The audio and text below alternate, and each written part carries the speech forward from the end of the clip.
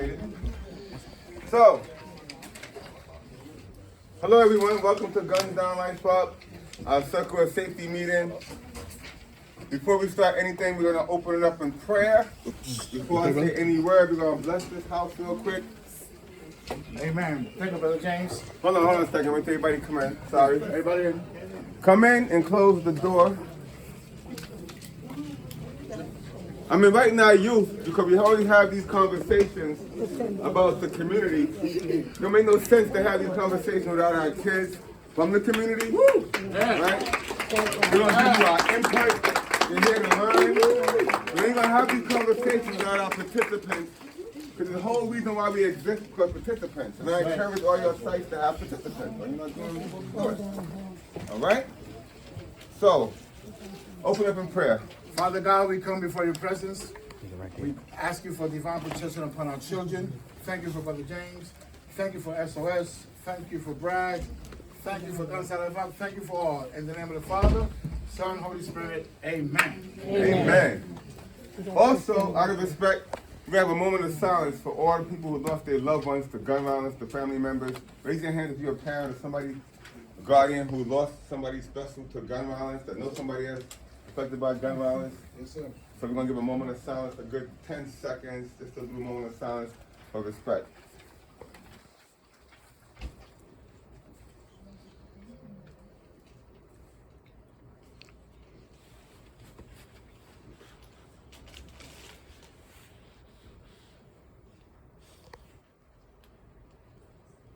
Excellent, excellent. Thank you, y'all. Give some round of applause. Thank you.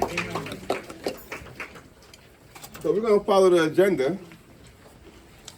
With this little overview, my name is James Dobbins. I'm the executive director here at Guns Down Life Club Lincoln Hospital. I have a dual role. I'm also the system-wide community initiative director, right? Some of y'all may know. So we all track the gunshots, assaults, and stabbings at this hospital. You know, bringing awareness of the issues of gun violence, offering alternatives and resources to every patient that comes through here. I give the same example every time somebody gets shot or stabbed in the community, right? The ambulance comes for the patient, police come, put the yellow tape up, the crime scene. We show up for a special population, that individual that want to retaliate, the community that's traumatized. So we cater to that population of people, right? We have our family support group. You know, we have our hospital responders in-house, we got SOS, our community partners, everybody doing a great job, RTG, Bragg, everyone, part of the Bronx. They come in by the bedside, talk to these patients, making sure we have resources for them, and try to stop retaliation and offer them some real services, right? That's our intervention. Prevention, we swim upstream. You know, we're not gonna sit here and just wait. We're proactive with things. So we have our after-school program, you know, giving these participants positive things to do during their idle time, especially after school hours. Some of us know we linger after school, we do a lot of things. We want to make sure we engage them in some positive activities. We make it fun. We do music, media, fashion, dance, we go bike riding, basketball, you know, fashion. We do all kind of fun things to engage them. Meanwhile, we're mentors for them. And they look left, they look right, they look towards us to guide them. We have all year round employment. You know, we have this anti-gun employment program, Work and Learn. We even became innovative. Thanks to Lynn, we have our ambassador employment program where we create these little stipends and incentives for these kids to work and do some things while they're learning and earning. You know, giving them positive things to do during their idle time, right? Then we have our community outreach. You know, you may see a lot of our youth tabling in the community.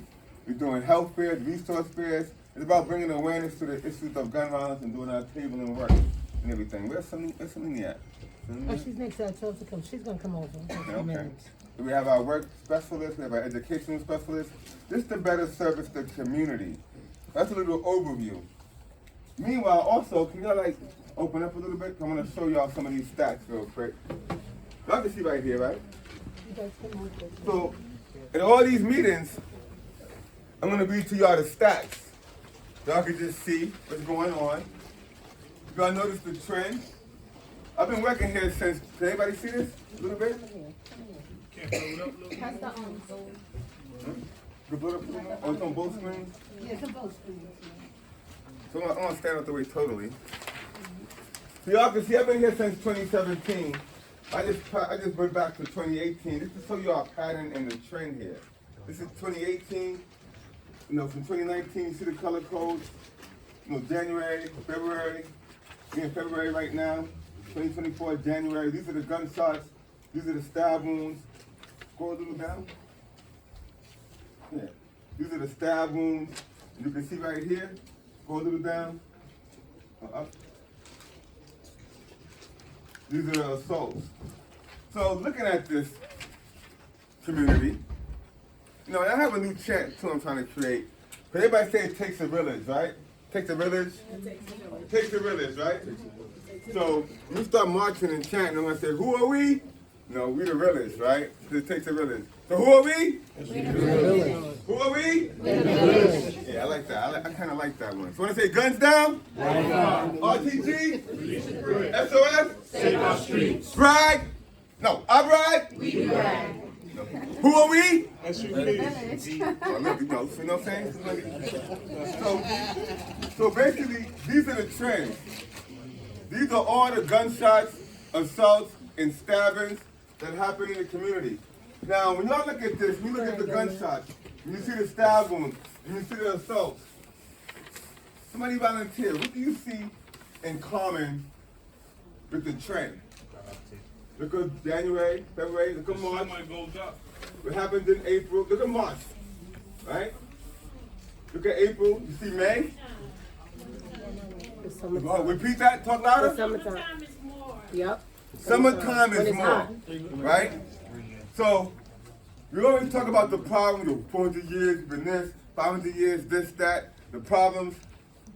Personally, I'm tired of looking at the trend and we're just talking about it, right?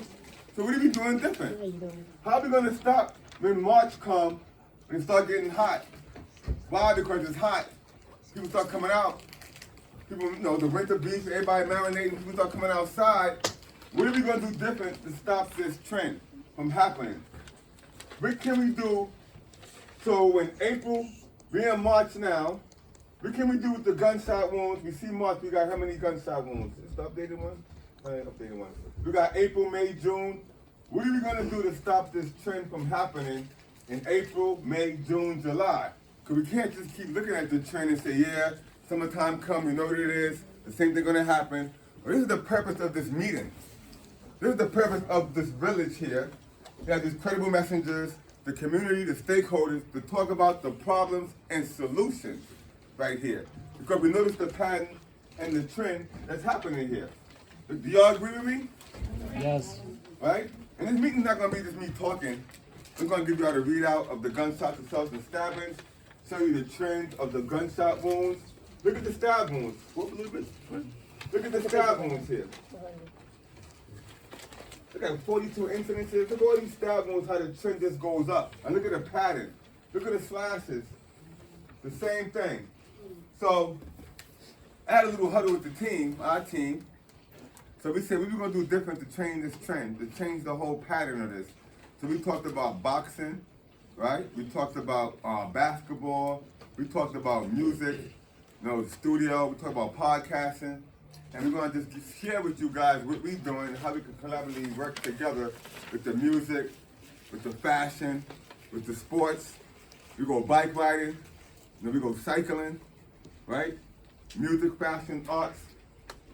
So for the month of March, well, February, we're in February right now. We had 8 gunshot wounds for February, right? We had 24 stabbings. We had 23 assaults, right? So gunshots is down. There's a lot of stab wounds going on, and a lot of assaults went up, right? So people are taking things real personal right now, and they're coming up on you and stabbing you. So every month I give y'all the report out of what's going on. Okay, so now I'm going to introduce Lincoln Hospital Public Affairs. Is Kendall here? Yes. We're going to do a little report out, some updates. Lincoln Hospital, as far as what public affairs do. I'm looking for Marcelo. Is she not here? Marcelo in the Yes. Mega? Magma? Yes, you want me to grab them? Yeah, grab Magda real quick. Okay, thank you. So, hi everyone, my name is Kensel, very nice to see you, and meet you. I work in public affairs, so I handle the communications and marketing for the hospital. I work very closely with James and the Guns Down Life Up team. They are very supportive, and we just appreciate all that you're doing, right? It takes a village for sure. Will we end violence? We're gonna definitely try, right? The one thing that we are working on is a story with CBS 2 News. We're working on telling our story, what Guns Down Life Up is doing here in the Bronx, and as well as what this entire system Right. is doing for violence interruption, right? What else are we working on? We had a Black History Month program yesterday. We have coming up, we will be launching our lifestyle medicine program here at Lincoln. All of the facilities have it, we will have it. We also have a baby shower coming up for our expectant mothers and fathers. Am I missing anything? Marcelo? I'm just talking about things that are coming up, things that we're working on. Events that we're. Let me introduce Magda. I'm Magda, and this is Marcelo. We're Marcelo. both public health educators here. We work for the Public Affairs Department. And I didn't get to hear all of the information that Ms. Kensel dispensed just now, but we work together. We're a team. Ms. Kensel is the marketing director, of course, of media, and also she's in charge of all of the audiovisual department. And of course, we also report to her as well. And Marcelo? Oh, yes, absolutely. And also, we are the ISO Lincoln Hospital. Remember, this is a community hospital. And we love to work with the community surrounding this area, Community Work One. And we're here to work with most of the community leaders. Remember, we follow the mission and vision standards of New York City Catholic Hospital Corporation. So please, if you have any upcoming event during all the entire year, please feel free to contact us. We can set up a meeting. We can discuss if we can provide most of the health services to the community. I know one thing I forgot to mention. How many of you all are on social media? How many of you have your phones right now? So we are on Facebook. We have a page. And I would appreciate if you could follow and like us on Facebook. It has all of our event information, our program information, our service information. And our handle is @LincolnHosp. So if you could follow and like us on Facebook, I would really, really appreciate it. Yeah, we're gonna hand out some of these cards at the Facebook. Yes. What do you call it? The QR code. The QR code. So the Reverend just went inside to get them, and we're gonna distribute them to everyone. And yeah, so Marcelo's just gonna chime in on some of the events that are upcoming now. I don't memorize them as well as he does. So he's going to just let us know some of the events that are upcoming. Yes, absolutely, yes. We're working closely with James Dobbins with this program, Guns Down Life Up. We have like just for March, just briefly, we have like a baby shower event in March. April, we have the spring event. We're dealing with the most of the public schools. And then in May, we have the mammogram campaign. June, the men's health campaign. We have the Lincoln's Annual Health Fair. Also, we have the Hispanic Heritage Month, West African Heritage Month. Also, we have the TK New York and the Thanksgiving. So we have many great upcoming community events that we would like to invite all of you. So I also will send to James Dobbins. We're gonna share that calendar, and all of you are truly invited. Any questions, Questions, comments? No? suggestions? I do have a question, as a matter of fact.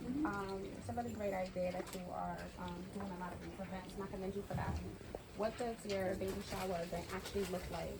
Because I represent another CMS site, and I want to be able to refer the participants or the community outreach service what it is that this will look like. I don't want to just present baby shower. I want to know a little bit more details.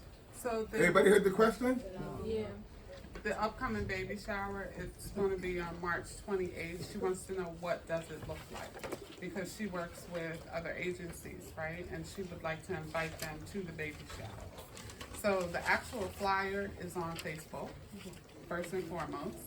Thank you. There will be lactation classes. There will be a tour of our birthing center. The goal is to encourage people to utilize Lincoln Hospital to give birth here, right?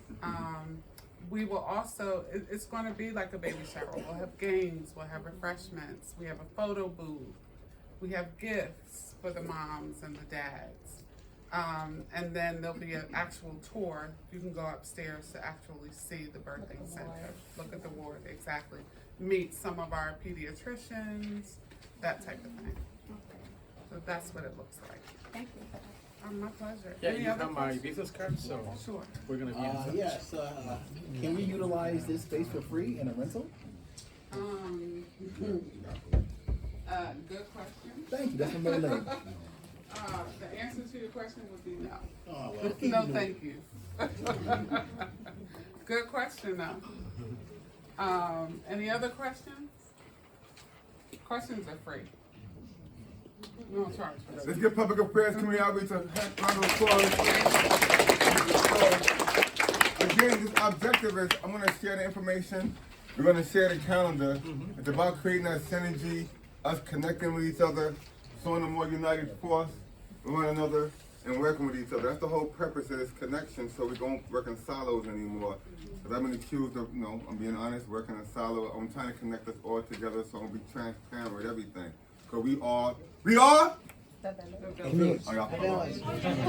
it takes a village. So it takes a village. So who are we? Village. Who are we? Village. Yeah, that's what we chant, right?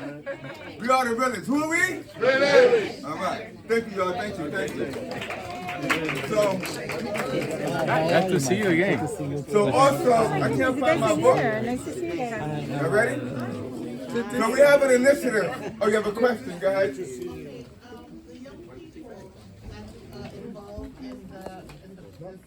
Program. Is it coming from a place where they or family member or themselves were hurt by any gunshot blasted, or is just from the community and the school? Excellent question. So we're gonna get to that. But most of them been affected by gun violence. Some of the services we provide are some court mandated, some referred, some of them high risk, some of them lost family members, even our workers. Some of them are prior incarcerated, reentry program, helping them adapt back to the community, alternative to incarceration. Some of these are participants, so we engage them in positive activities, and they're gonna share. So every meeting we have here, we're gonna talk about some of the initiatives we're doing. Like for example, we're doing our A Gun Is Not Fun. One of the riders of Sesame Street, from pre-K to 5 years old. We believe it's important to bring awareness to the issue of gun violence from an early age, from pre-K. We're gonna be doing book readings in our adolescent clinic, right? We're gonna have some of these participants reading the books. That's one of our initiatives we're doing.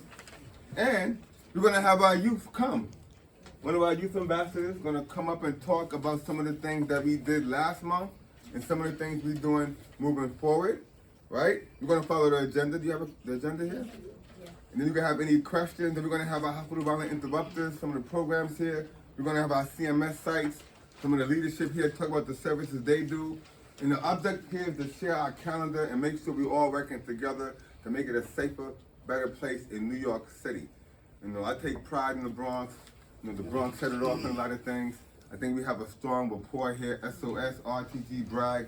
I think we're number one right now when it comes to certain things, and as far as the CMS crisis management system.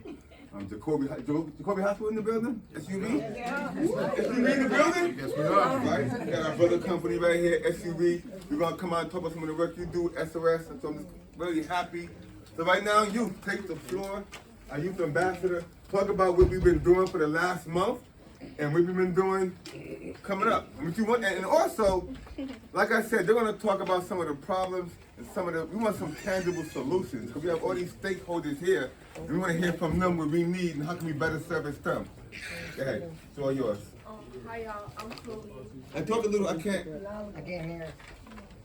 Hi y'all, I'm Chloe. I've been a part of Downtown Life for 3 years, and my experience here is like, I'll say it's fun, but we still work. We still do what we gotta do. And for the past month, we had been going to the studio. We did podcasts. We did a trade show where we go out to I forgot what it's called, the magic something. Magic show. The magic show, and we promote our merch to vendors, and they buy in bulk and stuff. And hi y'all, I'm Fendi. Y'all sure ain't no me. I got it. But like what we be doing in a program like last month or this month, I'm not sure, but like we went to like a girls talk or whatever the case may be, and we had like went and like they were speaking to us, and it was basically giving us like motivation to like keep going and like how to be a better woman, young woman in life. And the address is like One Police Plaza. Yeah, address One Police Plaza. And like we be going to the studio. We be learning different things in the studio. We don't only make songs in the studio. They be teaching us like what loops are and stuff like that. Engineering, all of that stuff. And yeah.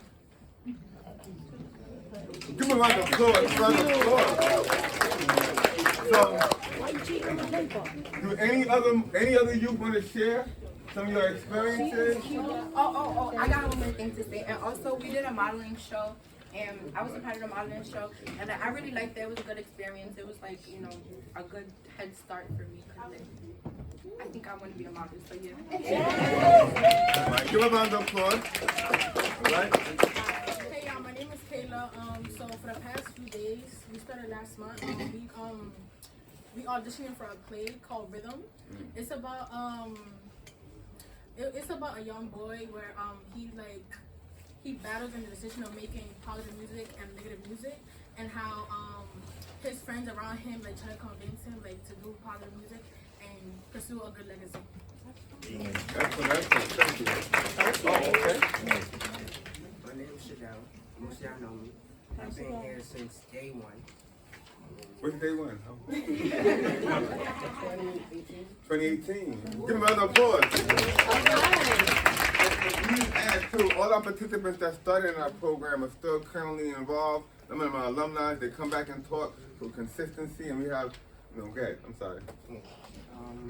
So how I came to go in Guns Down Life Pro, it was by my brother.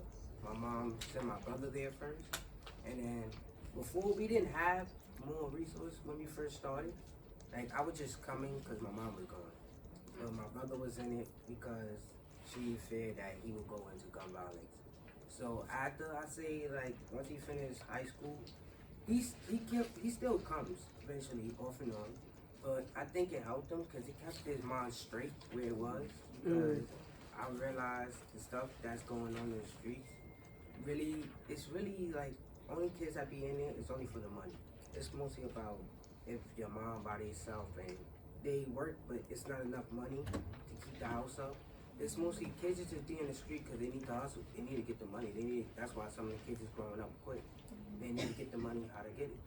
So I think how it worked for me was when I started to go, I ain't like it. I was still fighting in school. I was disrespectful. I was doing so much stuff.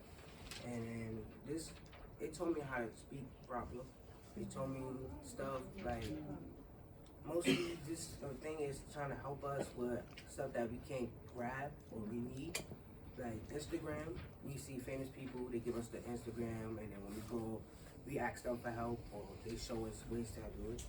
It's mostly, we do bike riding, we do fashion, we do most of this stuff. And I've been here for years, and so far we made it. We made it happen.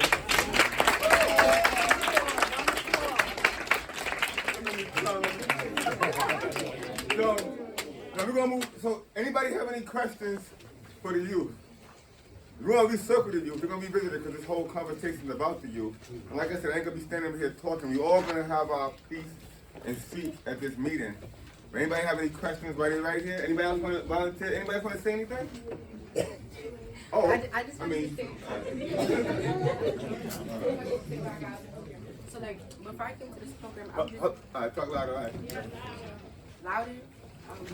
Before I came to this program, like I don't know, I would just go home after school and like not really do anything, would be very bored. But after I started to come to this program, like I got like to do more things and not just go home after school and be lazy. Like actually got motivated because of this. So thank you so much. So I want to take the time out to shout out the team. It's questions. Oh, okay, it's questions. Okay. Is the question? Go ahead. This is a reference to the team, and as you showed the graph of the summer violence. Yeah. What would you like as the people here who are the teams, different teams, and every part of the Bronx, from Lincoln Hospital to Jacoby Hospital, what would you like for them to offer you so that maybe you can participate in the summer affairs instead of being outside and maybe being part of gun violence or experiencing gun violence? What would you like for them to offer you so you can stay inside the program? That's for everybody, for the kids. Well, What was the question? I didn't hear you. I'm sorry. So throughout the summertime, there's more gun violence with the kids, right? What would you like for the different parts of the teams to offer the youth, to offer y'all so y'all could come to the programs throughout the summertime? I mean, right, but like I feel like we should do like overnight trips or like stuff like that. Like since it's summertime. yeah. So again, so let me just answer. So I believe we have a nice relation, nice rapport. We go bike riding, we do a lot of things, but the whole purpose of this meeting here today is to share our calendar, to say each other events, and how we're going to support each other. Because we do our shooting responses together. We have our calendar of events. So we're here now to share, like when Armando come up and talk about his podcast studio, right? How can we all get involved in doing that peace tour, doing that peace song, right? When you talk about Mano coming and all these things, all these people come to the studio, how can we all get involved? It's not just GDLU anymore. It's not just Lincoln Hospital. We are all one body. We all assisting each other.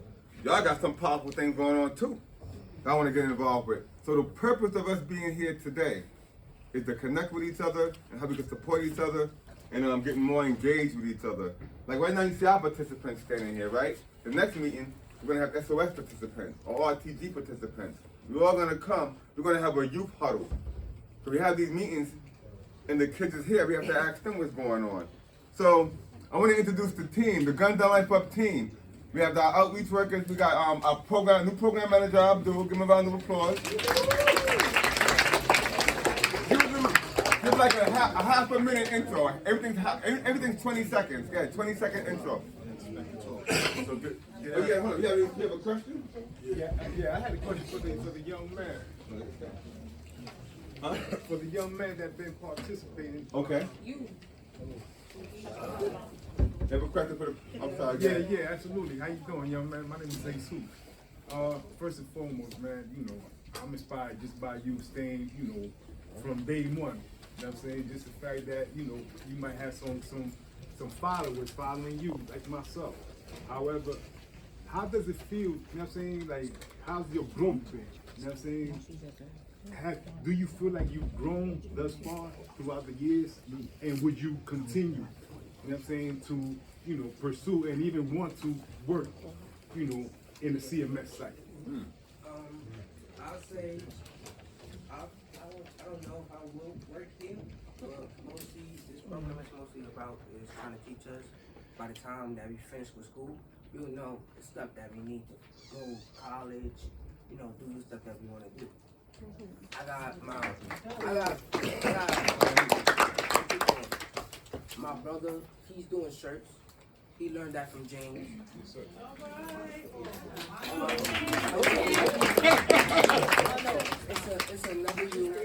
It's another you, Jeremiah.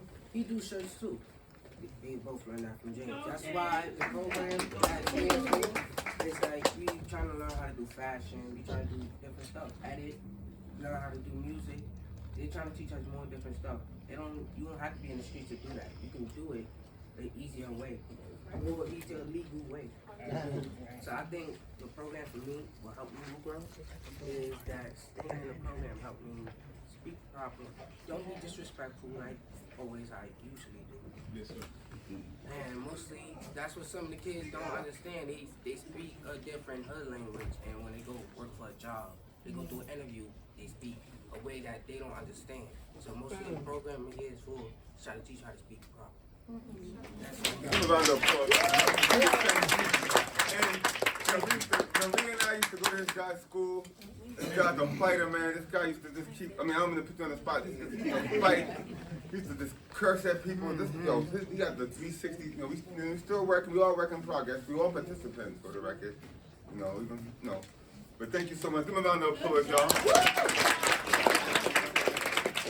Yeah, sure. One more for the youth. Anybody with the youth, no problem. I got one. Sure. So I heard a lot of your preventative work and how you keep them from getting into things like that with the things you keep them occupied with, right? So that's kind of like before the boat starts to flood. Do you have any youth here currently who you caught in the midst of a crisis and you were able to get them out of it? Rather than the preventative work, the work that's been done as it's happened. Right. 100%. Where's Isaiah? Is Isaiah here? Where's it? I just asked, he's focusing more on the intervention, right? Once things have occurred and in the midst of things, how do we assist them? How, Trayvon. Oh, right Trayvon? Oh, come here. Hit us down right now. No, I got you. So we have a gentleman, for example, he's not here, Isaiah. We have a gentleman that, he was being bullied, right? Isaiah. He's not Isaiah. We're going to talk about him. He's right here, standing here. But to answer your question, we had a gentleman named Isaiah, right? He was in school getting bullied. And Maria and I had to go to the school. He got jumped, right? The same individual now, he started, he wanted to have a fight with these guys. He wanted to have a boxing match in a ring to have a fight with these people. Went to the principal. They wanted to have like a fair one. We kind of got rid of that situation. Then he enrolled in our program, right? Kept him engaged. He started doing pad work with Gilly, doing pad work. Went across the street with Giant, I think. We started doing pad work, doing exercise. This is like 3 years later, 4 years later. Right now, he graduated high school at 16. He's currently working with us right now as an employee for Guns Down Life Off. These are one of the examples. And then another example is our guys right here. Good. Gilly. Introduce yourself. My name's Trayvon. So this is Trayvon, right? And Trayvon is from Patterson, Mount Haven area, and he has a great influence amongst his peers. And he was referred to by a lawyer to our program, and we went to court with him, where he was facing a whole bunch of charges, indictments, DNA. He took all his clothes and all that, and he was facing a lot of time. And just by him being a part of Guns Down Life Up and supporting what we do as well as we supported him, we went to court with him. We wound up getting him just 3 years probation out of an indictment. And he is also currently working with us as well at Guns Down Life Up. He goes outside, he does tabling, and he talks to his community. So this is Trayvon. It's a great story, and everybody can share this. And also, Trip, come over here, Trip. Yeah. I'm doing this right? Yes, right. Yeah, I'm surprised you don't have the credit. You should have been here, right? So this is Q, by the way.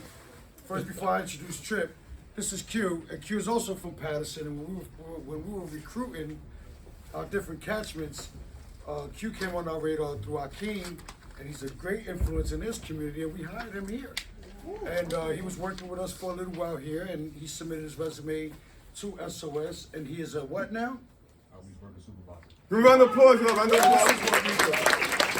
Last but not least, we still have some more, but this is Trip. You can tell me to go wherever you want to. My name is Kay.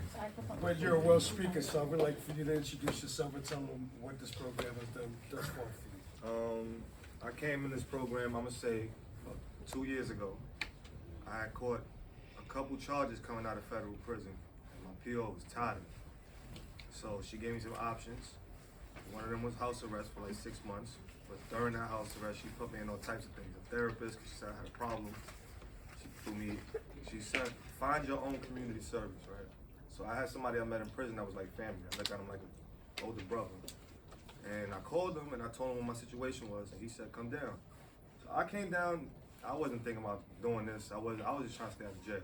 So I grew. He started to explain to me what they do, and I started to realize that if I had people like this when I was a kid, a lot of my things would have went different. Amen.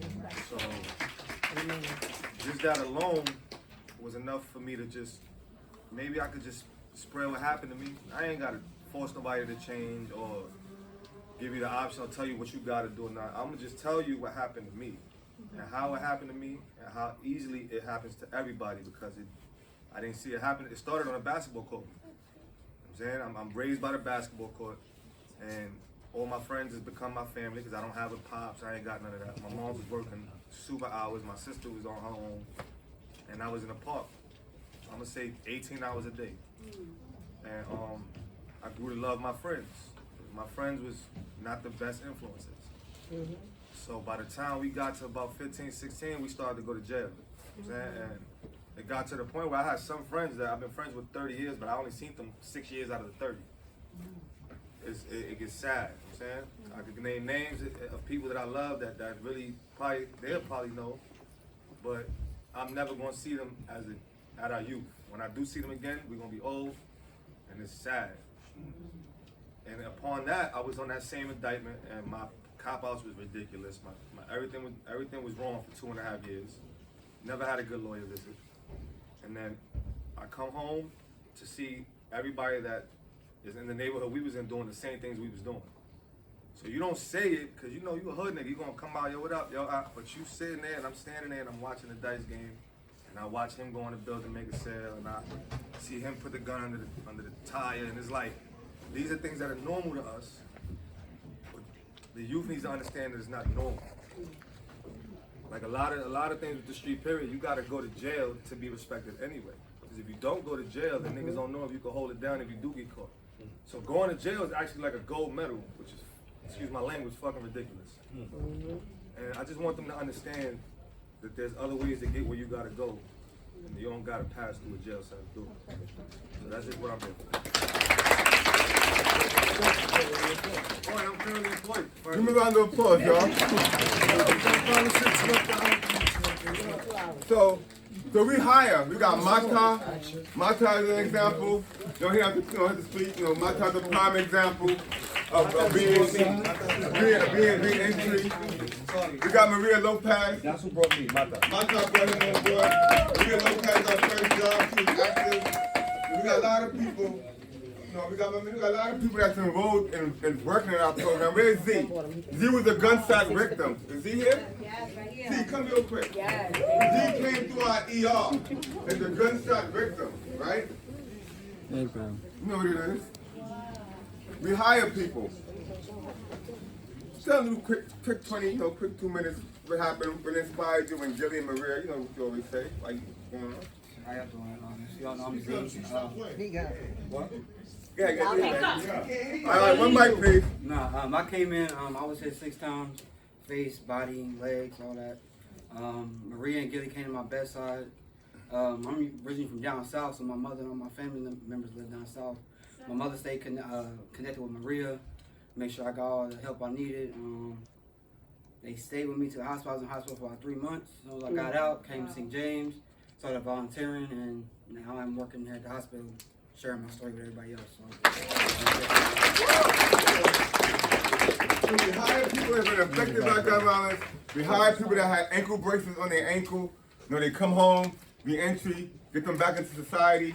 And these are the guys. Trippy's doing a great job. We got people from Patterson, got people from Cortland, got people from all over the walk through New York City as a part of our summer youth employment program. You know, they're working with us. We give them stipends and all year round employment. This is what we do. We keep them engaged. You know what I'm saying? So this is what we do. We're transparent about everything. You can check out our social media. We talk about everything, and everything is living in lives right now. Most of our workers, like we see Eric, give Erica Lee a round of applause. She's in the cut. She lost her brother to gun violence. You know what I'm saying? Lost a lot of family members to gun violence. So people like that we keep engaging and keep involved in what we doing. You know, and we want to just tighten the net and have our one-on-ones with our participants and make sure we have follow-ups and patient care plans, you know, with our participants and everything. Questions? The question is for the day one, bro, that's been here since the beginning. You don't gotta get up, I see you got a cane. You said that there wasn't a lot of resources or referrals when you first started here. Yeah. So what's some of the things that you've seen since you've been here that's been added to the program? Mostly, when I first started, it was really, we had nothing when we first started. They barely knew what was Guns Down Life when we first started. When you say they, who's they? Like, the world. Now we got people, and we got people that we really didn't know wearing the shirt, the sweater, and going on the train and just wearing it proudly. We never had people like that when we first started. It was really hard for us. We had no summer job, nothing. It was just regular.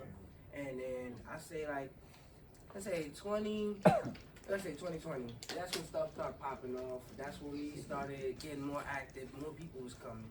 It was more kids, and that's when summer jobs started to come. Went to job, and then that's when studio. Everything just started real quick and real fast. We didn't know it was going to start so fast. We thought everything was just going to take its time, process. But we kept on, we kept faith, and this is where we is right now. I'm going to take a couple more questions. I want to pass it around the room, okay? All right, this twofold question. Okay. Do you have any initiative? Are you guys interested in any type of initiative, being that this is an election year, for us to utilize the youth to come together and understand who they'll be voting for, what's the best person suited for their communities, what's the best person that they think is suitable for them, and that's in line with the work that we do, and that's going to be there to be able to support us. That's one side of it. And the other side is, are you engaged with the DOE? Because we talk about preventive measures, so what we would look at as the Department of Education. So if we go to them, so if we got a child and he's at a minor age and he started exhibiting delinquent behavior, we want to be able to step in, understand that behavior, address that behavior, because the child may just need a hug. But if we don't address that, if we catch it at that stage, this child may not end up in front of a judge. So anybody else? Excellent. So we have a civic engagement. Abdul, you could speak on it, but we have a civic engagement when we go with the district attorney. We do walkthroughs. We had even hired a group of kids to go out as far as encouraging other youth to vote. We gave stipends for that. I think it was 2 years ago, a year ago. Every time the voting time come around, we didn't know about the elected officials, council members. You want to elaborate on that? So one of the new initiatives that's in planning with Ms. Lynn and myself is we want to put together a 12-week civic engagement program where we train young people how to really know about choice ranked voting, know who the local politicians are, create a space. They're already excellent speakers as it is, and be able to go back and see what we can do to get them in front of our local officials and really speak to the issues that affect the South Bronx, especially in this area. So definitely that's happening. It's in the works, and when that happens, we'll be more than happy to invite any of the young folks to be a part of that round table, because James also wants us to have a youth round table. So that's going to be a part of the process when we start the youth round table. Thank you for that. Also, DOE, we part of Project Pivot. You know, we've been going to all these schools throughout the Bronx, Brooklyn, Queens, Manhattan, everywhere. We go to the schools. We have contracts with the schools. Sometimes they want us to just have a presence in front of the school. Sometimes they identify who they call high-risk kids. We become their mentors. Some of them are employed with us right now, these same individuals. We go to Wings Academy, to name a few, Koran School, South Bronx Academy of Applied Media. Some of them have different, like multiple schools inside one school. So we do work with the DOE, 100%. We have our own contracts. We want to expand the program. We also go to Horizon, Crossroads. We go to C76, like whoever got a year or less. When they come out, we offer them resources and alternatives, and they're building these jails around. Right now, they're building the jails. We're going to have resources for them when they come out. So we are definitely making sure we cover and broaden our net of how we service the community. And one of our purposes here right now is to work more collectively with SOS, DRAG, and the Bronx so we can service this community better. Because sometimes we have relationships with a person, but they may know SOS stronger, they may know RTG better. We want to make sure we servicing this patient the best way and getting the best outcomes. Okay? So, any other questions? I don't have a question, but I want to acknowledge you guys for everything that you do. My name is Michael Williams. I'm the Senior Peer Counsel for Behavioral Health in this building. I'm also a product of the Bronx. And I'm also a student advisor at Columbia University. So, what they are doing, y'all are our future. And what you're doing, everybody should be a part of it. We should be talking to everybody so that this rises, because if we don't bring it up, it will fall. I say this to my patients, the White House is not coming here. We have to do it for ourselves, okay? So I have to go now, but it's a pleasure anytime. Yeah, thank you. Behavioral health in the building, thank you. So as you see, we work with public affairs, we work with the ER, we are embedded in the hospital. We are a service of the New York City Health and Hospital. We are not a standalone agency. And right on time. Hey, can you introduce yourself, your role with us, and everything that you do? Hi everyone, I'm Dr. Kambadi. I'm the EM attending here in the ED, working with James on the healthcare violence interruption programming across the system. Sorry, I'm a little out of breath, but I'm excited to be here. We're just getting started. There's a lot of good stuff coming, and we're just trying to figure out how to make things better. That's all. Thank you. So we have our champion physicians, we work with the social workers, we have our outreach team, and we have our team of outreach team and marketing promotions. We have a whole array of people. So right now, those of y'all who don't know, I want to represent SOS, just to kind of give a 1 minute, 2 minute spiel about the catchment areas y'all cover and identify who you are. Anybody from SOS want to just stand up and speak a little bit? Then I have RTG, then I have Bragg, then I have SUV. This is the Bronx sites. Does anybody want to stand up and just say hello to the community? All right, there you go. Thank you. Give me a round of applause, y'all. Round of applause. I like that round of applause. I'm Derek Alvarez, SOS South Bronx outreach worker. I used to be a former participant also myself. I was at SOS since it was started like 2012, way past my age. I was too young to be a participant. They said I was a little too wild, so they snatched me up. So, it took a long time for me to really get on track, but I got on track. See, I'm here now. We're going to do with a lot of y'all. Abdul also was one of my mentors growing up also. He used to be in my neighborhood in the community center. What we do is we do what y'all do basically, like. But the kids we really work with is really really co-involved, like super co-involved, it's crazy. They really high risk, like I don't know how to really explain it because I'll be there with them. So I'm gonna let Q take over a little bit.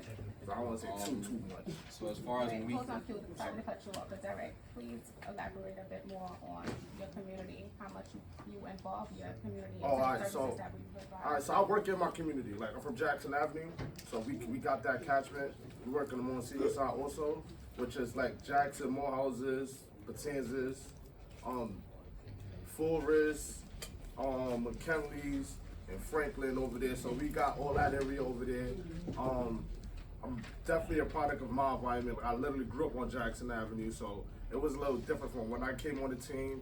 Like I could have the whole projects in this room right now. Like it's like that. So stuff like that. So just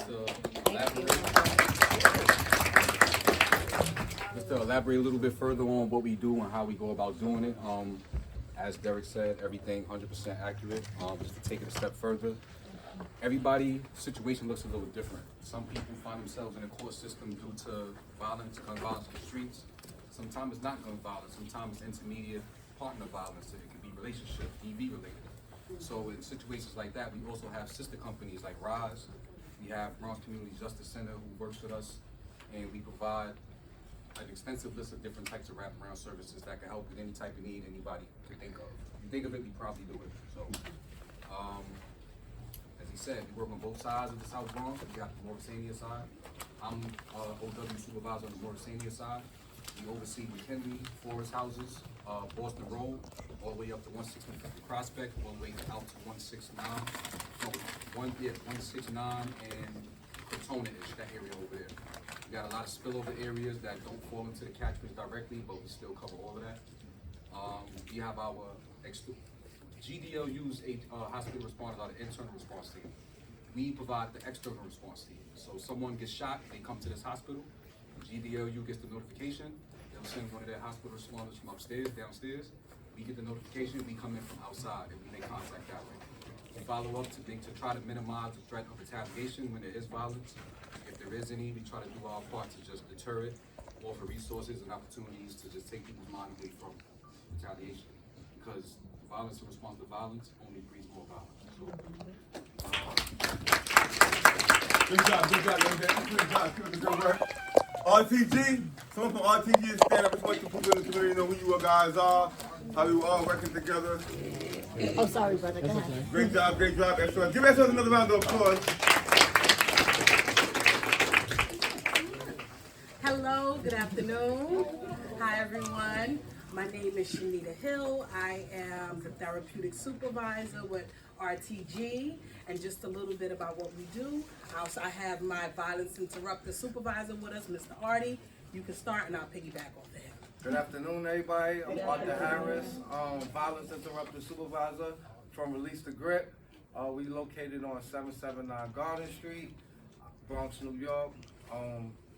Our goal is, to save these kids. We get them, we bring them in. First, we engage with them, whether we know them or we don't, but we also engage. We build relationships with them. That's how we start bringing them in. Once we get them in, we set up goals for them. We got the therapeutic staff that help us out. We do the street stuff. Once we do the street, we pass them off to our outreach workers, and we go from there. And we continue to do our street stuff, and that's how the system works out. Yes. Give me a round of applause. We have 3 locations in the Bronx. We have the 167 Finley College Clay area. We have the 183rd Garden Prospect Southern Boulevard area, and we have High Bridge. A part of one of our great missions, of course, because of the great work of the OWs and the VIs, we've been able to get the therapeutic contract. So we also do the mobile therapeutic unit or mobile trauma unit that services the Bronx wide. And we're coming around, we want to connect with all of our partners, Bronx, of course, but even outside of the Bronx, just denouncing this monster of gun violence. And our mission is just to save lives, because we're losing too many of us to this vicious thing called gun violence. So we're here and we're happy to support. Thank you, guys.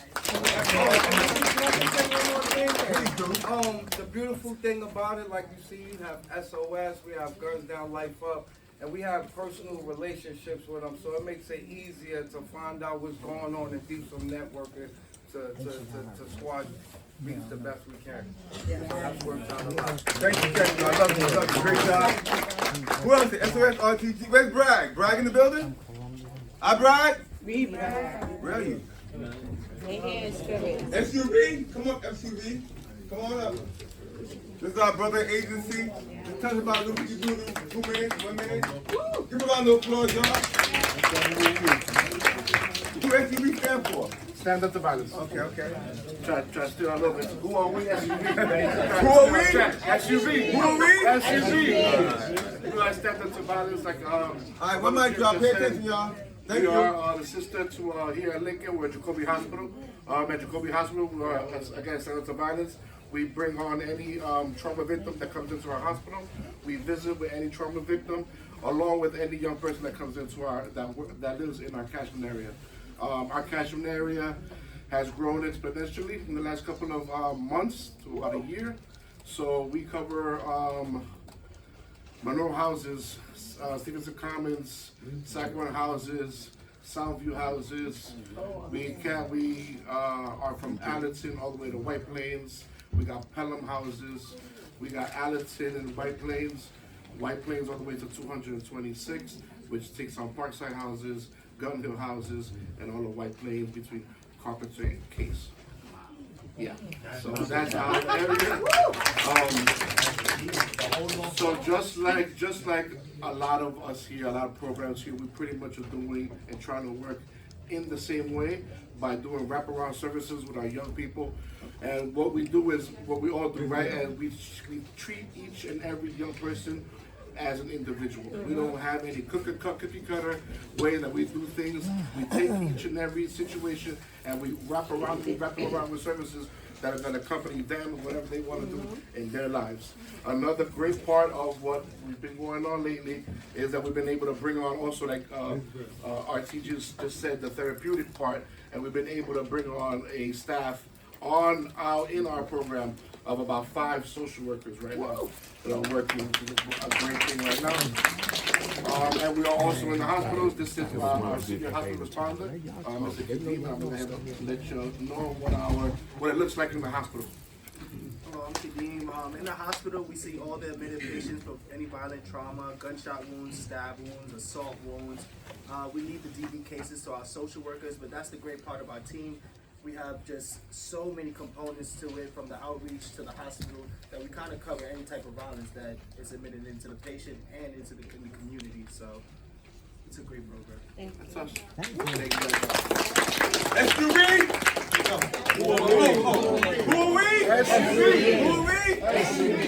we had SOS, we had RTG, we had SUV, is Bragg here. Who else is a part of the CMS crisis management? So Will, Gun Down, can you explain how we deploy our team and how we dispatch and what we do? And we have our little huddles and everything. Maybe you and Billy could come up and discuss the details. Where's Will at? Is Will here? Who's Will, huh? Yeah, come up in less than a minute. We're going to come here real quick. I'm going to give 10 seconds. Y'all ready? SOS did a great job. Give me a round of applause. SOS, RTG, SUV. So we're going to let the community know real quick our deployment plan, our catchment areas. That way, RTG, SOS, Bragg, everybody know how to coordinate together what we're doing here. Got a minute and 2. All right, thank you. The minute is up, Rio. 9, 8, 7, 6. Our catchment area is Patterson, Mount Haven, Mitchell, and we adopted Millbrook. So every morning we do a briefing. I put out the map, highlight the hot spots, and me and Gilly make sure the team gets deployed. Yeah, so since we're a small group, we have about 8 volunteer outreach workers. And also Real, myself, and Martha, we assist the crew. What we do, we split our team up in 4. The A team will go one way towards Mitchell, and also Abdul walks with us as well as our program manager. He walks as well with us. So we split our team up. Half team goes through Patterson, the other half goes all the way down Morris, all the way towards Mitchell, and then we swing all through the blocks, swing around, meet up on 138th Street and St. Anne's. And then we'll cut through the back blocks, and we'll go through Millbrook Projects, which is 135th Street, and then we'll continue to cut down blocks, and we'll actually stand on the outside of Matanzas and all that. So we overlap certain teams with a small group. We hand out a lot of literature, a lot of palm cards. We speak to our stakeholders on both ends, our community stakeholders and then our community stakeholders. You understand what I'm saying? So, we offer alternatives, and we have plenty of resources. Like I said, we have all type of job offers. And just me looking around this room, I see a lot of people that I grew up with, and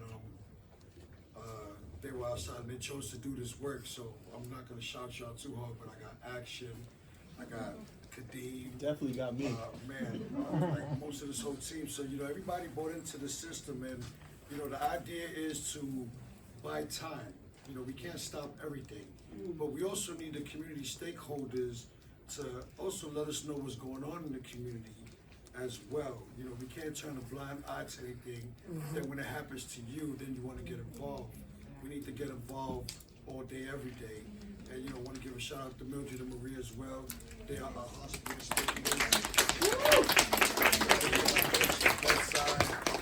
Mildred is a mom to a lot of our patients and a lot of our kids, and she's very influential in the Cortland area as well. Inez, very influential. I'm sorry I got to, because you guys matter. You guys, we all have done things, we've done a lot of things in our community which some people would consider wrong, but it was right during our time. But now we realize that we can make it better for the youth. It's about them. It's not even about us anymore. So I just want to say thank you. That's Guns Down Life Up in a nutshell. We do also have probation mandates. Thanks to Abdul. We are an alternative to incarceration. James and I, Miss Linda, go sit in front of judges. Judge be like, come here. You know, no judge will call you to the front and talk to you, but he'll call us three to the front and say, you know, I'm gonna give you these kids, handle them right, try your best. So that's what we do in a nutshell. But like James said, this is 2024, and you know, it is a village, and every site that's in here, man, we are the Bronx, one thing, and we are New York City. So we need to continue to work together, work stronger, so we can stop everything, because we know beefs come from here, Patterson, all the way to Cortland, all the way to Finley, all the way across, and we all hold those catchments. So thank you everybody for coming out, and let's continue to work. You give a round of applause, Jimmy. So, Pedro.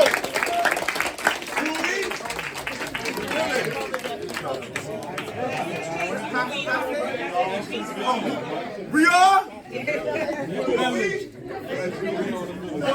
So hold on. Come.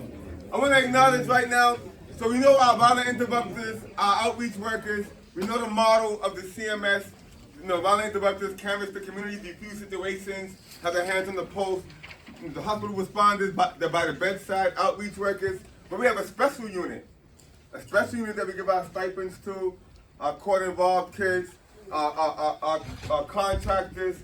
We set out number one job pick. You see some cream right here. Give a round of applause for cream. So we employ like a special unit, like the Trayvons and the other members that we recruited, and they go out and do different things. They're gonna be working with you. And what do? So my name is Jaden Nixon. I'm an outreach worker for Guns Down Life Up, also a youth mentor assistant and supporter. Oh, excuse me, that's why I have the water, and a supporter. But I started with James in 2020 when I was just getting out of high school, and I was starting to just figuring myself out in terms of my purpose. Because from ages 12 and up, I've been doing a lot of acting, comedy, just a lot of performing arts stuff, but I didn't really have a purpose on why I was doing it. Up until right after high school, I started noticing that was just always my audience. It's, you know, performing for teens and youth and teachers. And I was thinking, why not, instead of going for the celebrity route, like everyone else with your talents, why not use it for your Bronx culture? And why not help using your gifts and talents and help others like these wonderful people over here express their gifts? Because that would be a bigger impact than just going for the fame route and trying to be like the next Eddie Murphy or the next Robert De Niro. I was like, you know what? I want to stay here for my people and actually use my talents and use my voice for something. And now, I need a joke before you're done. Oh, okay. But overall too, I also want to share that the overall two greatest things I've learned being with Guns Down Life Up. Like all my life, I've never really I've always been in the Bronx, but I never really had a connection with people like within the streets. My mother never allowed me to be even near those type of people, you know, and she always knew straight off the bat if I brought someone over to the house and they had this energy of like they do hustling or something, she would talk to me side like, don't bring them back over here again, because if there's something they're missing in my house, then I'm in trouble. But overall, the two things I've learned is that community mobilization truly means human connection. When I go out there as a canvasser, the one thing I like to use is my gift, storytelling really. I like to connect with the people in the streets and just listen to them, have them listen to me, and then overall, it brings a much more family atmosphere within the streets, especially in our society, where we can now like just communicate with each other and talk to each other as brothers and sisters and not enemies or territorial, you know, beefs and stuff like that. We just bring a different light out of each other. And especially when here, you know, speaking of the acting and comedy stuff, I love watching them do what I love to do. You know, I be at home, I do my thing on the side on the TikTok, but just watching them go to the studio, watching them work on acting scenes and stuff, this is the stuff that, you know, inspired me to stay away from that street life. And to see them just staying consistent with it, I could definitely see that we're all gonna change in here together, and it's gonna be bigger than normal. So real quick, like, give me a round of applause, y'all, real quick. So, when you have the establishment, you have the non-interrupters, that's credible, defuse situations, the outreach workers. So tell us specifically, when we give you flyers, what do you do, and who you gonna recruit, the team that we talked about this morning? Tell us exactly where you go. So I normally stay, because I live in 147, between Sands and Brook. So I normally like to stay between Batanzas, go around St. Mary's Park and within, and I like to go around at times too in the afternoon. That's when the kids come out. So it's just like a dope dealer standing on the corner, waiting for them to come out, and you passing them resources and opportunities instead of the things that they don't really need. And I'll go up to Willis Avenue, because Willis Avenue has always been a hot spot for years, even before I was born. And I've always, every time I walk over, they always go, "Oh my God, it goes down like fuck, what's up?" It's always like the old heads and the junkies. They always be like just happy to see a brand like this being in that area. And they always say like, we need more of this. So just today, I got a deal with my elementary school, PS 277, to start doing tabling, which I'm very excited about. Batanzas Community Center. And now I'm thinking about tabling for Willis Avenue, because that's also a point that we really need to stay focused on in our community. Give me a round of applause, y'all. So we have our volunteer outreach workers, we have our special unit at this canvas. We're gonna connect with all you guys so we can all start canvassing together. You know what I'm saying? So you can cover different catchment areas together. And just, good job, thank you. So, moving along now, we have a lot of people in the room, right? We spoke to our CMS families. Who's here is not a part of the crisis management system, or a regular community person, or a regular vendor? I bet yet, Armando, come up. Give me Armando, applause. I'm gonna put them up. Tell them a little bit about what you do, a little bit of history, how we started working together. Because I want to engage our other sites in what you're doing, because it's not just a me, our thing. All our resources is your resources. So Armando, tell them what you've been doing, and tell them how we can spread this and engage state participants and youth, and how big it is. All right, so first of all, I want to thank James and Gun Sound Life Lab, Health and Hospital Corporation, for the great opportunity that they're providing all of us to give back a lot of blessings for the youth and for the kids out here. I've been in the entertainment business, film production, post-production business for about 25 years. Probably worked with almost every artist, producer, director that you guys probably have seen in the last 25 years. A lot of individuals in this room, Frame, Balloon, Jim, Twin, Mata, Gilly, you've seen my growth and seen what we've done over the years and what level we're at today. And today I can proudly say that I own one of the top recording studio facilities in New York City, and one of the top podcast facilities in New York City. And I'm based in the Lower East Side, and it's not only a recording studio facility, it's also an event space. We have a theater room, which allows for workshops. We have a state-of-the-art facility where all the top artists come there, they record the music, they work. And I've always believed that if I'm gonna build a facility and I'm gonna build a space, you know, there's gotta be a bigger purpose. If we're blessed in life to have this capacity to build stuff, we have to be able to pay it forward. And, you know, I'm gonna repeat a very, famous statement that the purpose of life is to live a life of purpose. And what is the purpose? Where are we taking this, right? If we don't pay it forward, where are we gonna, go with it? So I've always believed that the youth are the ones that are gonna carry everything. So when I built these facilities, my agenda was to populate it with the youth. So the fact that Gun Sound Life Up has this amazing program, at first I thought it was like, just a program about, something, a little program here and there. But when I realized how powerful it was, the intervention part, the prevention part, the community mobilization, all the things that are involved with it, I said, this is pretty deep. This is something that I have to be involved with. So I called Jim and I said, Jim, listen, I need you to come down. These are my facilities, multi-million-dollar facilities, but I want to use them for the kids, whatever you need to do. So right now, guys, can y'all come up here? We should come in. So when these guys, when Chloe and Ellie and Fendi, all of these guys come to the studio, right? And when she sat in the podcast room, looking at all the podcast equipment and said, what am I doing? Within 5 minutes, she knew how to run the controls, work the boards, run the controller, run the audio, do the switching. And I was like, wow, that was pretty quick. We usually train people to do that. But no, she didn't require training. She's smart. So give her a round of applause.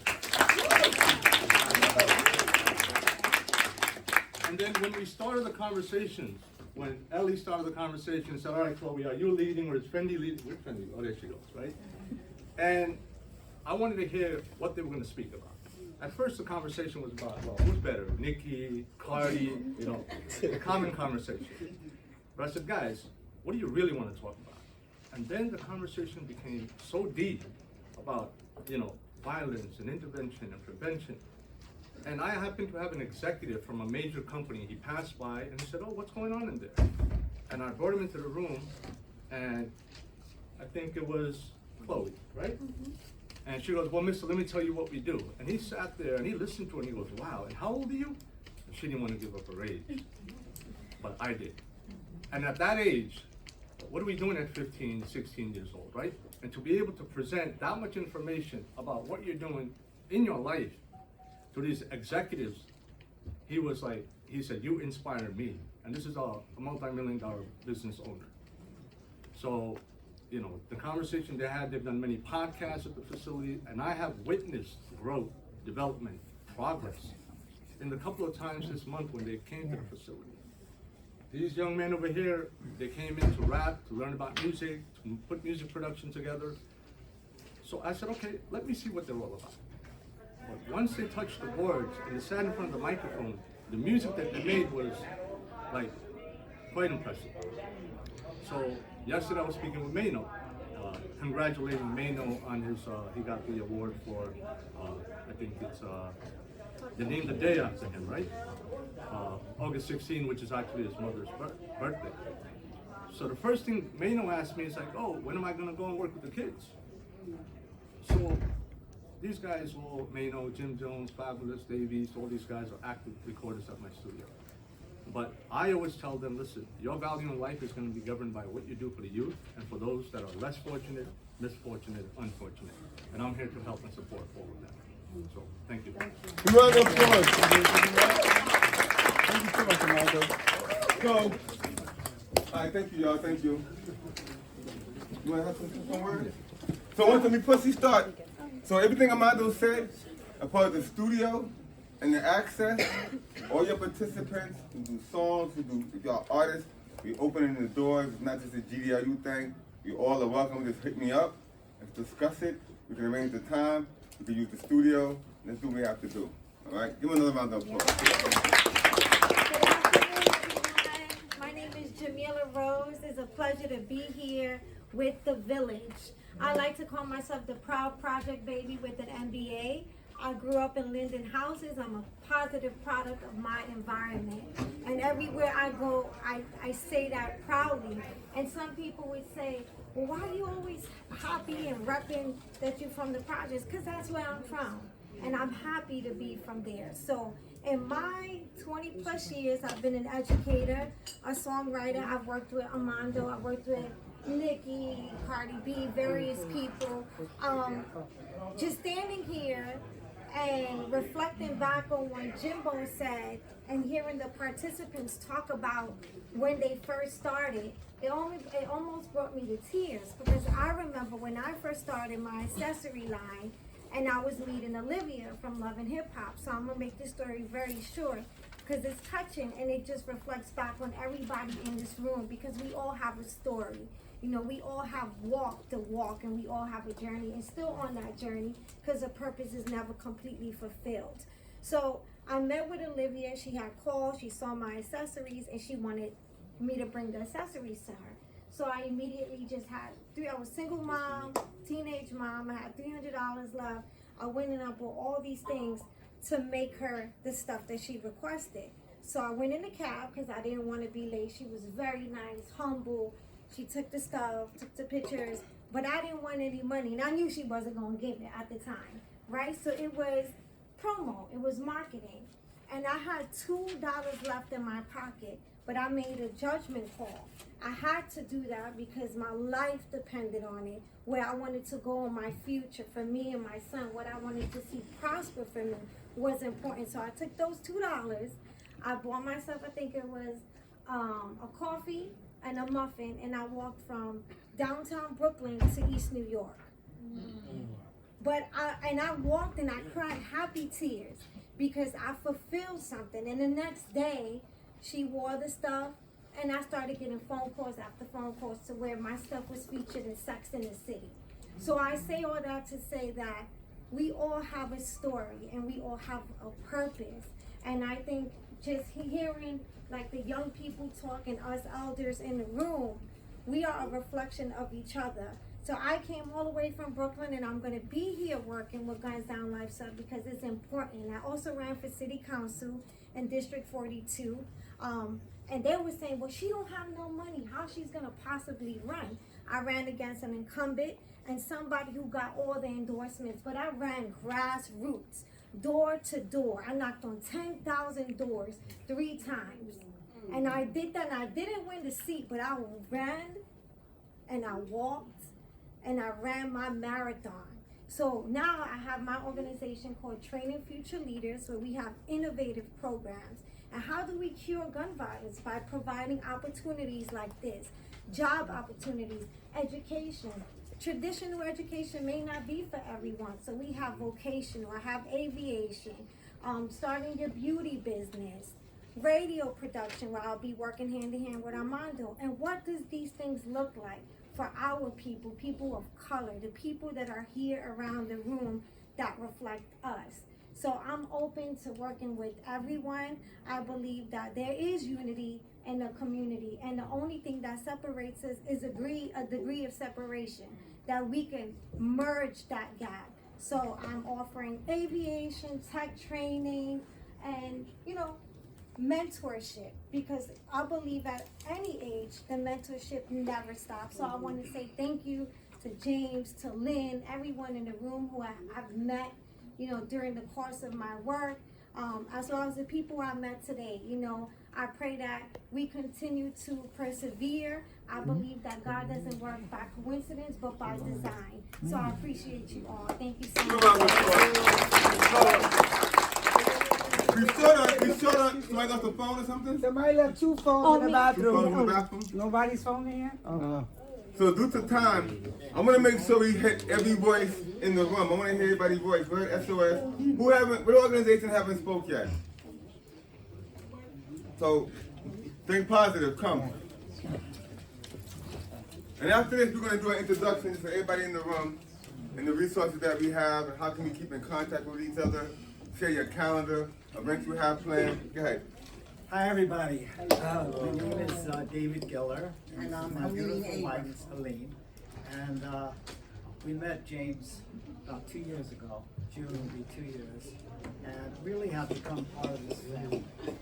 And I was born in High Bridge, so this is very near and dear to me. We've also done work with schools in the South Bronx and had amazing results with our self-esteem programs for kids. Everybody else has to come in. So who are we? Basically, I had a vision almost 50 years ago. I mean, it's hard for people to relate, somebody to work on a project for that long. But it's called Positive World. And there are literally hundreds of tools and strategies and programs and projects and arts-based entertainment projects and positive music. And this is one of them. And James had the, was smart enough to put this up there. And I don't know if any of you noticed this. You probably have, because everybody's been standing up here. And whether you thought about it or not, maybe you didn't have to think about it. It's just something, it's like having a friend in the room, this Think Positive poster. And our goal right now is to get 25 million of these Think Positive posters around the country as part of the many programs that we have. We're doing Think Positive America, we're doing Think Positive New York, and Think Positive World. Very excited about working, with all of you and bringing our programs and our talents. And we've got like probably tens of thousands of hours creating and developing platforms and programs and projects connected with positive thinking and helping people to develop a positive mindset. And it's really important to think positive. And when you wherever you go, as long as you have a positive attitude, you will really be magnetizing people to you, and you will be able to really shift the mindset of negative people just by your positivity. And what I want to say is that I've been a filmmaker and a performer for years, and I also teach improvisational acting workshops, which I've done all over the world. And it's really useful for people to remember to be present. And that's what you're able to do when you're ready to do it. To stay positive in each moment. And that's what I can share with you. We also have some workshops. One is a burst of positivity, which talks all about being positive. And we'll be working with the staff and also the youth and any other of the groups that are here. I mean, it's really useful for people to remember all of these things. And we know it. And you should know it too, because it helps. It helps with everything that you're wanting to do in life. And it's easy. I just don't want to say we're very, very touched with what everybody in this room, the work that all of the crisis management groups are doing. I mean, it is, right from the core of your being that you're doing this work, and it's very rewarding to do, and it's also very challenging. So I applaud every one of you. Give a round of applause for everybody. Thank you so much. Y'all can cut y'all and do the time. Y'all did a great job. You have something to say? You can stand right there and say it. We're gonna start passing the mic right here. Everybody say what the resources are. How can we better serve the community? How can we connect with you? Go ahead. 1 minute. I just want to say good evening to the village. My name is Peter Wayne. Make a long story short, Paolo winner. 2-time Grammy nominee, 3-time Showtime at the Apollo winner. I'm in this music business for real. Okay. And what I mean by for real is that I'm here to tell you that it's not what it's cut out to be. So my resources is I've been working with the youth for 27 years, school teacher and the board of education as well. I don't see none of my students in here, but make a long story short, whatever y'all need me to do, y'all get in contact with this young lady right here, this young man right here, anything. Yes, and I gotta rush to another interview, but this, if it wasn't for stuff like this, my brother's a victim to gun violence. I done lost several members of my family to gun violence, and this is something that's needed in the community. Rosa, how you doing, Rosa? Hi. Can you stand up and tell us what you do, how you do it, what's going on? How you doing, everyone? My name is Rosa Coop Ramos. I grew up in the Bronx. I grew up on Allenton, on Pelham, Portland. I've been on my own since I was 16, so you can imagine the stuff that I've been through in my life. I had a change of turnarounds in my life. My best friend got murdered on her birthday by her boyfriend, and that kind of changed my whole life. My first murder I saw at 5 years old. My mother was a gang member from Chicago. She's an original Latin King queen. And unfortunately, I grew up around that lifestyle all my life. So when I decided to turn my life over and turn it over to God and do a redemption of my sins and everything I've gone through, and maybe give my children an opportunity to have a better life, I created La Flor Rose Angels, which is a nonprofit which gives voices to our youth, our creators, our entrepreneurs. We're on radio. We're on TV, on BronxNet TV. We're also on Connecticut on TV. We give a platform for our kids to utilize their voices, meaning if you're a performer or if you have a creator, have a clothing line, if you're a local, somebody who supports local communities, anyone who's given something positive to our communities, we give a voice to. You can find me on La Flor Rose Angels. I'm on Instagram, Facebook, and also on the Rosa Cruz Ramos. And like I said, I'm a product of these streets, and I'm a woman. So unfortunately, you know, I'm here to try to change some of these youth minds, even the young ladies, that this is not the way to go. It took me a long time to shake it up and shake it out of the system, but here I am. I have 4 kids. One of them is a CEO in Rikers, so I get the stories every single day from her and what she has to go through in Rikers. My son caught a state indictment at the age of 16. I woke up to a shotgun in my face with the police, so I'm looking for my son. So we've been on the news and certain things, so now he's a father. He's changed his life over also, so amen to that. And I'm just here to try to make a change for other kids and try to help if I can, you know, change their minds that that's not the way to go. Anybody else have any community shares? Anybody have something you want to talk about? Y'all have those nice new hoodies on in the back. What do y'all do here? In the back, right there. You guys. Stand up. We're just the nurses here, Lincoln. You're nurses? Okay, give a round of applause to the nurses. So who else in the room that didn't say anything? Chaz. Chaz, come on, Chaz, speak up. What do you do here? We're gonna have you next. Absolutely nothing. Oh, he's the funny guy. Now, what's up, Be y'all? kind of quick. We have a minute. All right, I'm a gonna host. get something out of this. I'm a host extraordinaire. I basically do most of the hosting for the youth events and stuff going on, whatever like that. I'm an actor. I brought Peter Wayne here just because he loved the fact of what you're doing. I'm an original member of Guns Down, Life Up. When I started, it was only 5 of us, and literally we were walking down the street with bags full of t-shirts, handed out, speaking. So we went to a couple of prisons, a couple of schools. So it's an honor to see how big this thing is getting. Please, y'all just be safe out there. I love y'all. Member of the police department, and I just want to tell you, everybody that feels like they want to rehabilitate themselves, this is the spot. And all I can tell you is, if you feel in your heart, I mean, just do right. Do right. It's a high power that we got to answer to. And I'm sad and I'm cool. Who else can speak? Who else? I ain't hear anything. You want to speak about anything? Anything on community shares? Go ahead, speak up. Hello, everybody. You out here to connect. Go ahead. This is my first time here, and it's definitely an honor to see what's happening in this community. I'm originally from Saginaw, Michigan. My father's side grew up in Concourse Village over here. I've been a contractor with the school system about 5 or 6 years ago, where I do marketing. Also, just as you can see, I'm a delivery driver. I've been doing this for 5 years, and in the midst of that, I've delivered in the Bronx, I've delivered in Brooklyn, I've delivered in Harlem, Manhattan. So what I've started doing was collecting or building relationships with some of these owners.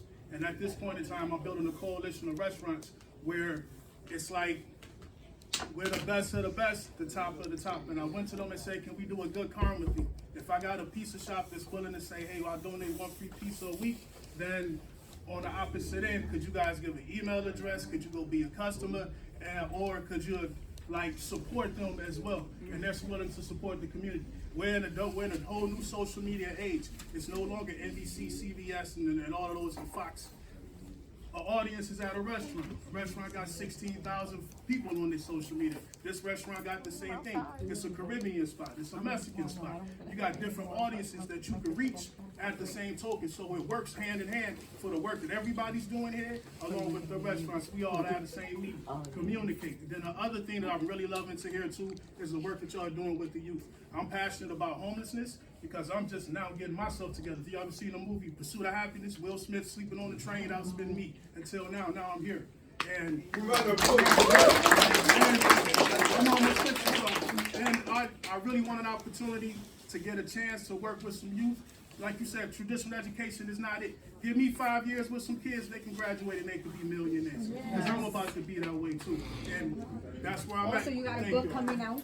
Huh? You got a book? Yes, Talk I about do. your book? Yes, I do. Thank you. So we're in the sign-in sheet. We want to make sure we have everybody information here. We want to make sure we connect with everybody. There's a sign-in sheet floating around? Where is it? Let me see everybody's names on it. Where is it? Where is it? The sign-in sheet. Go to my staff. One of the 18 staff members I have. Can somebody find the sign-in sheet, please? Also, You just walked in? Can you just give your name, introduction, and what's going on? I mean, let's talk to the community. These are our community stakeholders. These are violent interrupters. These are people that have state phone numbers to the mayor office, to all our stakeholders. You're a young youth. Talk to us about what you need. How can we better service you? How can we help you? We can't talk to ourselves. We can't be adults talking to ourselves. Let's talk to you. Let's talk to our youth. And I'm talking about solutions here. Let's get to the nuts and bolts right here. We got like a couple of minutes. Let's get to the nuts and bolts of solutions right now. Go ahead. Hello everybody, ladies and gentlemen, my name is Frank Rodriguez. Very pleasure to meet all of you. Where's the sign-in sheet? Okay. I'm happy to be a part of this program. I really do appreciate it. I come from a very violent area, and I also like helping out kids like me. I had a friend of mine that was in gang related, and I was like his light. I was trying to bring him out and always see the good in him because he had amazing talent. And that's something that I wanted to preach on and speak on that about. And I'm very happy that I have this moment to get all your attention and to listen. I'm a little bit nervous. Let y'all know. Right, so clap up. Everybody getting paid for him. All right, so go ahead, talk about it. What do you need? How can we help you? How can we better service you? We ain't gonna talk amongst ourselves no more in the corner. Let's talk to you and all our youth. How can we service you? Go ahead. I say try to bring the passion in everybody. There's passion and light in all of us, not just in most of us, in all of us. Especially my best friend, and a dream that me and him share, I still commit to this day, and I hope that one day I'm able to make it. What's that? That's to play overseas basketball. Oh, he plays basketball. Okay. All right. And me and him had this dream that we would play together, because since we was little, me and him, we would go to parks together, play one-on-one. We was like brothers, even though, you know, blood couldn't make us different. And that's something I want to do for every other kid and every other athlete, not just athletes, but kids who want to pursue their dreams and be a better person. Where's your friend at now? My friend right now, he's at his mom's place, but I want to say he's working with, I think, kids with his family right now.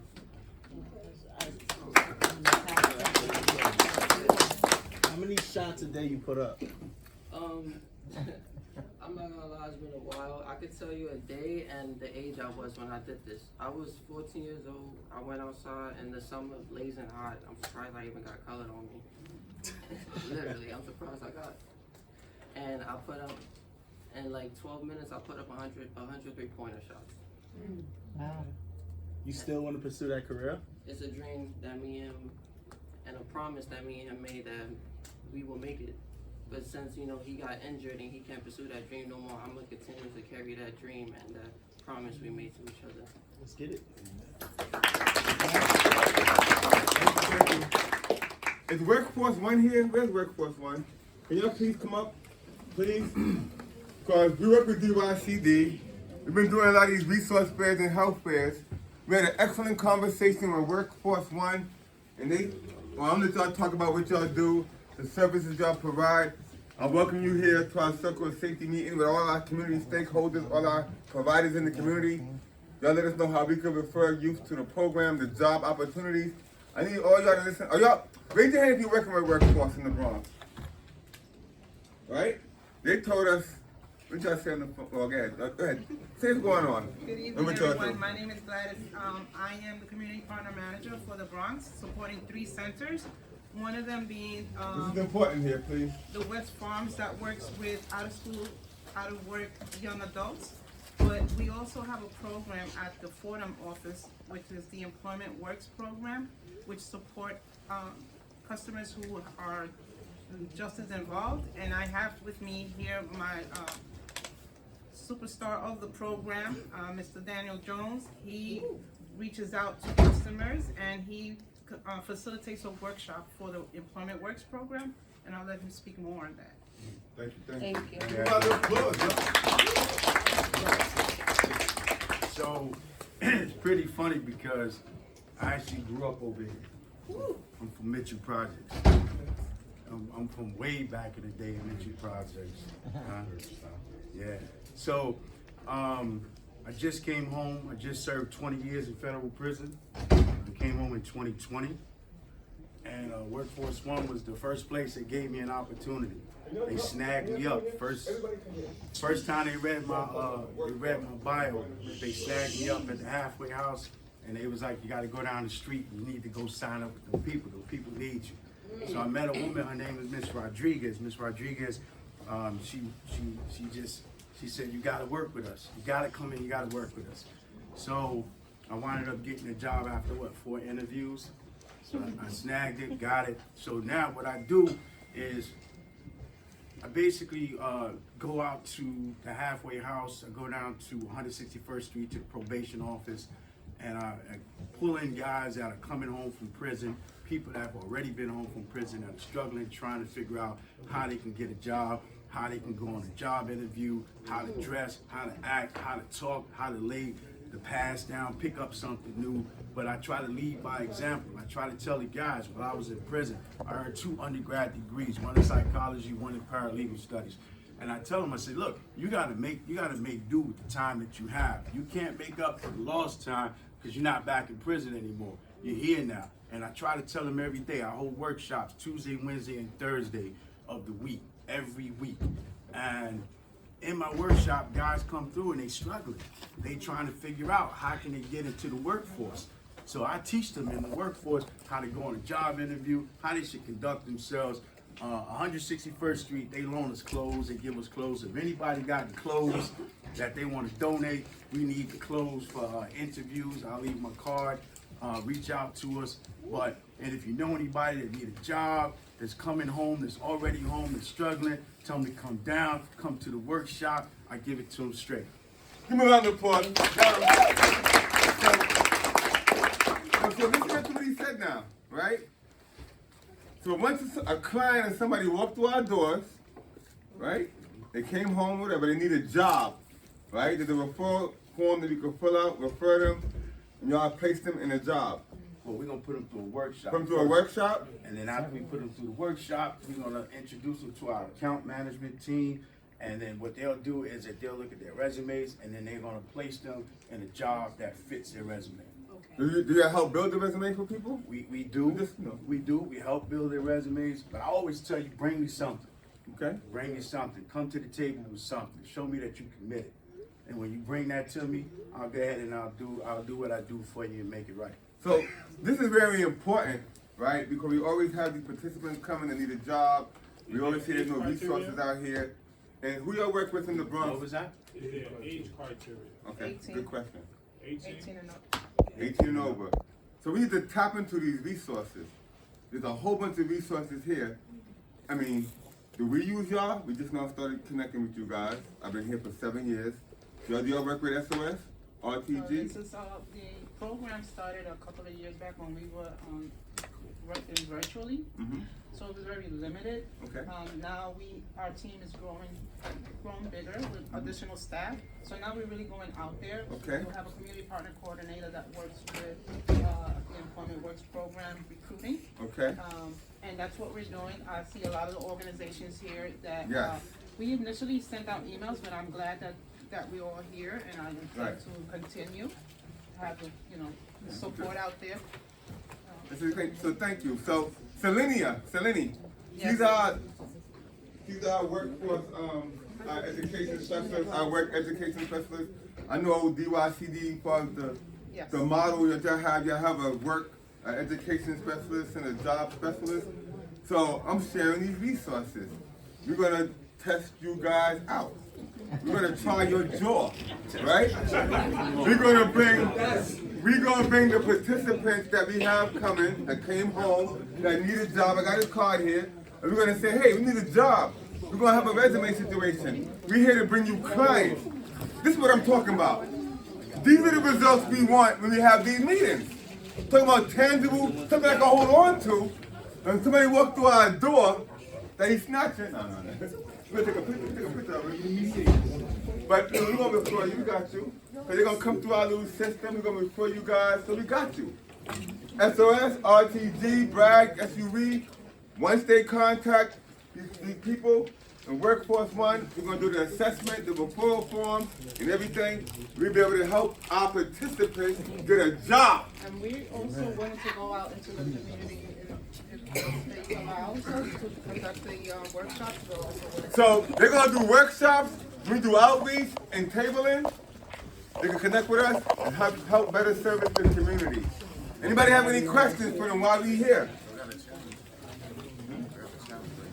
You have a challenge right now? All right, what's the challenge right now? Hold up, I'm going to dismiss you in like a couple of minutes. One mic. Hold up, make sure everybody sign the sign-in sheet so we have our information. I'm talking to all of the Kill Violence sites. Brother just put an ask out there for us to do something. I'm saying to all of us in here, let's get this brother 100 ties, 100 shirts, some slacks. Men stand up. We will facilitate. You can bring it here. You can call us. We'll come get them, and then we'll invite the brothers back to Workforce One when we have it, and we'll deliver it to his office as a collective effort. I'll send out an email sometime next week.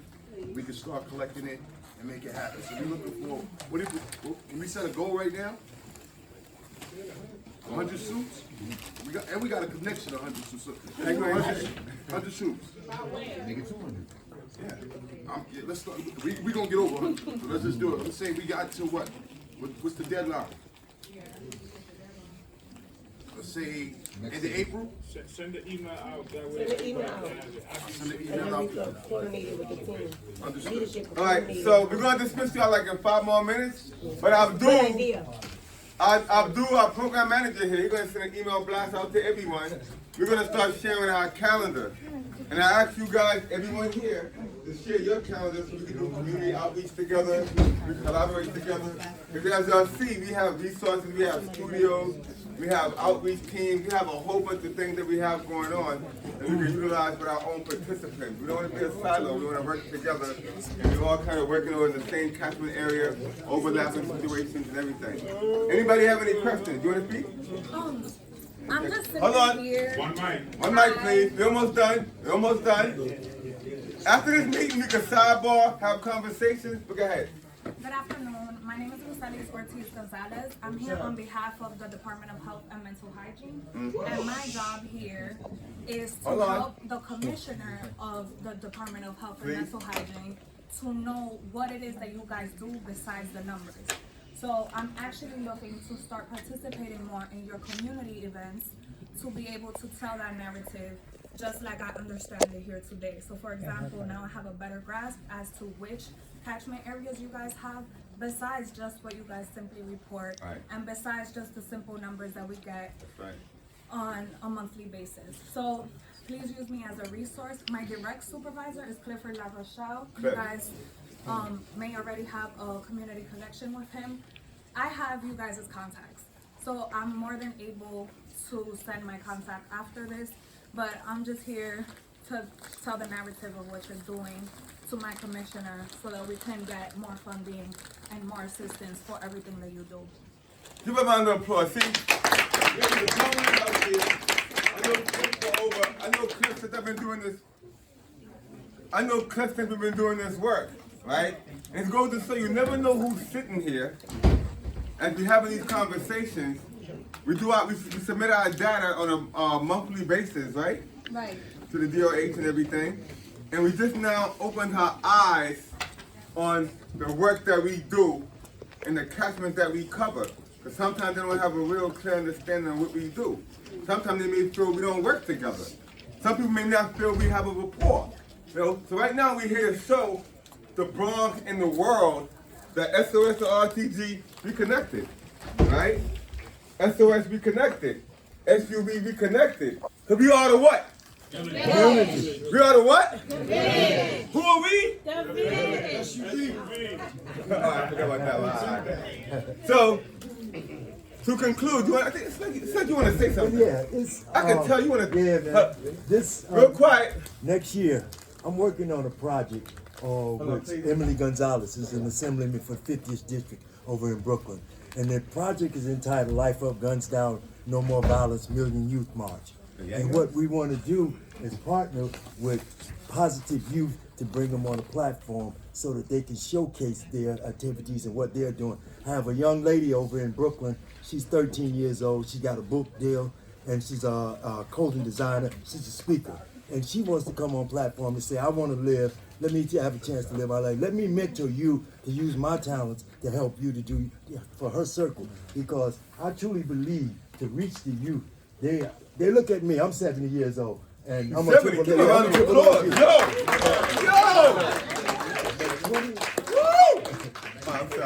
You know, 27 of it was spent incarceration. I've been home 20 years. I worked on the HALT campaign along with Sophia Elijah Ward. I'm working right now with the RAP campaign, the Release of Aging People in Prison. We're trying to get the governor to make sure that they are heard to what the governor signed into effect last year, as far as locking people into a cell and leaving them incarcerated past 15 days. So far, I'm getting a lot of calls from my inside saying that they're not adhering to, and they're still leaving people inside of solitary confinement. This is illegal. This is illegal, and the fellas in jail that learn this here, they're able to file lawsuits. They're able to get $7,500, a cap on them. But I have a gentleman that came home less than 6 months ago, and they had him in solitary confinement, but he got his paperwork since he's been home. He filed a $3 million lawsuit against New York City for leaving people incarcerated. So my thing is to attack their pockets, find ways to, that's why I asked about litigation, as far as being able to collaborate with our officials, to be able to see who's going to properly represent the issues that that's concerning our communities. These are the people that we want to tap into. I'm James Tate. As I say, I work with Elite. I was I called you earlier. Yeah, you said you were yeah, that was me. Okay, I got you. I was a hospital responder. Oh, okay. I worked crime victim services. In fact, I created crime victim services for Elite. So I worked at Brookdale. So I'll go straight into the emergency room. I'm talking to you while you got the bullets in you, trying to find out how I can service you or your family behind being victimized by crime. You know, so if my services can help anybody, feel free to get my information. Thank you, thank you. Give me a round of applause. Make sure we have everybody's contacts here. Does anybody have any questions, concerns? Make sure you sign the sign-in sheet. I think it's very productive. Workforce One, all these resources. Thank y'all for coming. Peace. Oh, yeah.